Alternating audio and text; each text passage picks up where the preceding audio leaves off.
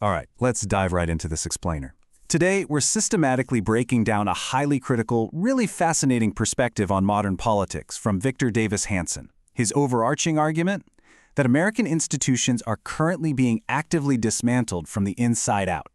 Now, we aren't here to take political sides, but rather to map out the exact architecture of his critique.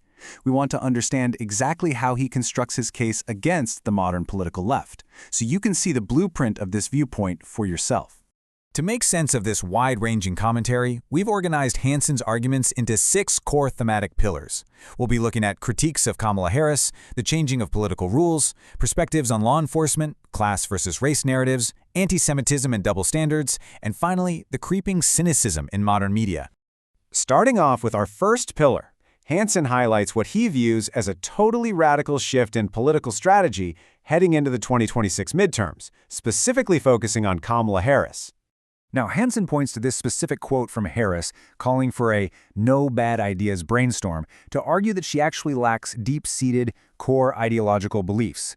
From his perspective, throwing the doors open to literally any idea isn't just about being open-minded. He sees it as a symptom of a politician who is completely untethered from a consistent philosophy, which makes her highly malleable. And here's why that matters. According to the commentary, this brainstorming approach is actually a Trojan horse. It provides total cover for a progressive wish list of policies that are designed to permanently alter the American political landscape. We're talking about monumental proposals, like abolishing the Electoral College, packing the Supreme Court, and making Puerto Rico a state. Hanson argues these aren't just standard, everyday policy tweaks. They are massive, systemic overhauls disguised as simply exploring new ideas. To back this up, Hanson charts out her political evolution to show that she relies heavily on political metamorphosis. Back in the 1990s, she styled herself as a moderate, tough-on-crime prosecutor. Fast forward to 2020, and she's actively supporting ongoing street protests. And now, a hard left pivot ahead of the midterms. The argument here is that her stance shifts entirely based on her proximity to power and whatever the current political weather demands. That leads us right into the second pillar, how this mindset builds into a much broader critique of how the political left treats established institutional rules. Hanson argues that when left-wing politicians find themselves out of power, they tend to view the entire constitutional system as fundamentally rigged or unfair. Rather than accepting a system built on over 250 years of tradition, they try to change the game entirely. The interview points to things like efforts to abolish the Senate filibuster or that wild attempt to force out Virginia Supreme Court justices by imposing a strict retirement age of 53. He sees this as a flat-out refusal to play by the rules when those rules don't guarantee a win. So the takeaway here is that Hanson views the upcoming midterm battles not as a traditional fight for the hearts and minds of everyday voters, but as an all-out structural war. It's all about gerrymandering and redistricting.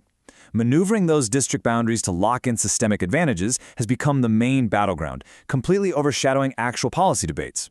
For you and me, the voters, Hanson is suggesting the real war is already being fought on a map, way before anyone steps onto a debate stage.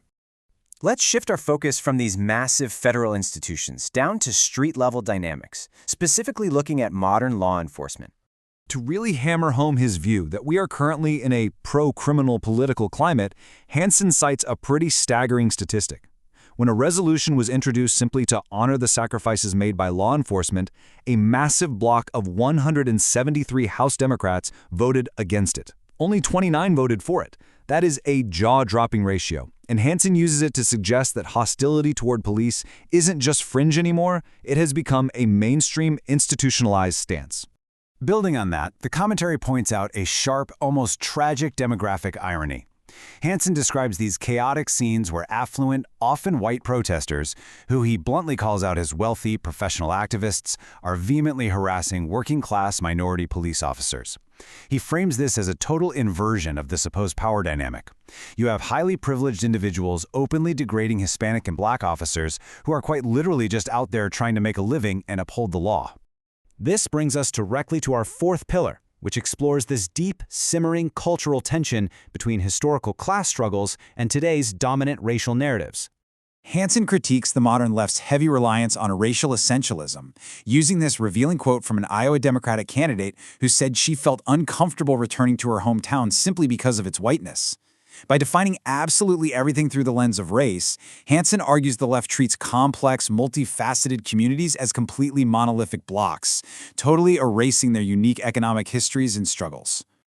To counter this sweeping modern narrative of universal white privilege, Hansen maps out the very real history of deep, systemic poverty among white populations.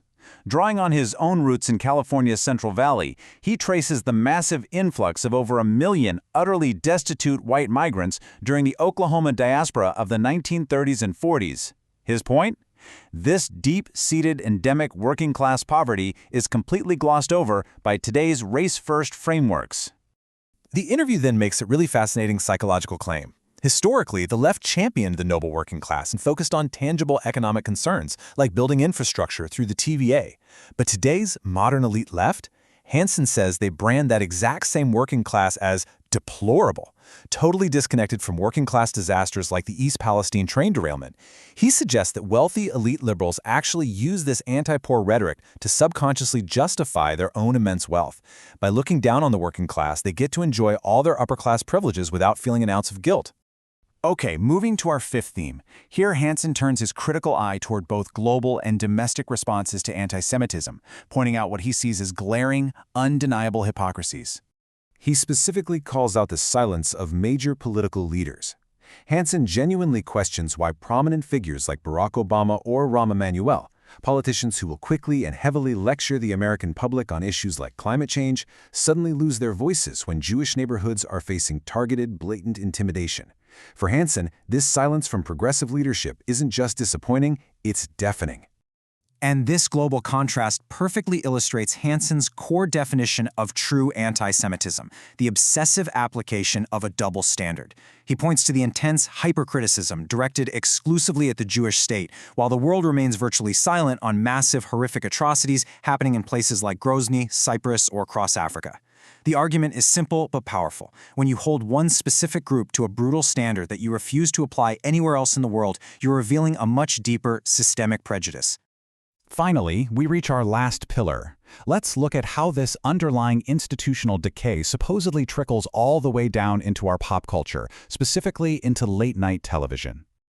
The interview references a pretty absurd broadcast moment where Stephen Colbert and David Letterman literally climbed onto the roof of a CBS theater just to throw office furniture and watermelons off the edge.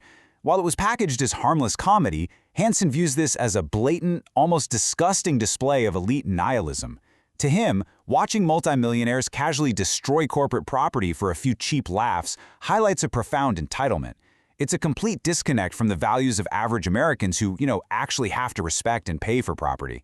He draws a really sharp, fascinating contrast between generations of entertainment here. Classic hosts like Johnny Carson and Jay Leno are remembered as sincere, earnest entertainers. But modern hosts like Colbert and Jon Stewart, Hansen categorizes them as relying almost entirely on snark, constant double entendres, and a highly cynical superiority complex. The suggestion is that today's hosts always have to be the smartest people in the room, actively creating a culture where genuine sincerity is mocked and sheer biting snark is rewarded. As we wrap up this explainer, we have to step back and look at the big picture Hansen has painted for us. It's a landscape deeply fractured by shifting rules, an intense focus on identity over class, and pervasive, creeping cynicism. So we have to ask ourselves, how do these competing narratives about privilege, the rules of the game, and institutional integrity shape the future of American political discourse? How will this widening fracture impact our shared future? It is a huge question and one that absolutely demands our attention.